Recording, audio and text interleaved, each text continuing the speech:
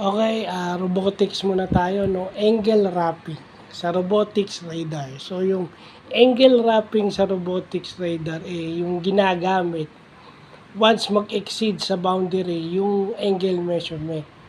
So, kinikip lang nila yon from negative 180 to 180, di ba? Or negative pi radian to pi radian yung range.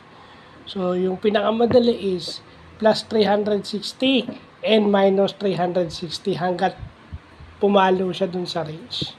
So, yun yung pinakamadali. No? So, may concept din ng angle sa robotics radar.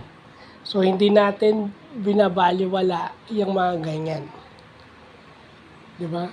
Kasi yung iba sa inyo gustong mag-robotics, gustong mapag-aralan yung sa robotics, and then minsan gustong mag-aral sa radar, pero yung concept ng angles is kinakalimutan o dinidisregard or ino-overlook. So, doon yung malalaman na kailangan pala siya. No? Prerequisite pala siya, yun yung hindi nyo alam. Diba?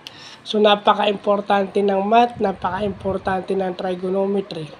Because trigonometry is a study of angles. No? So, yun lang po.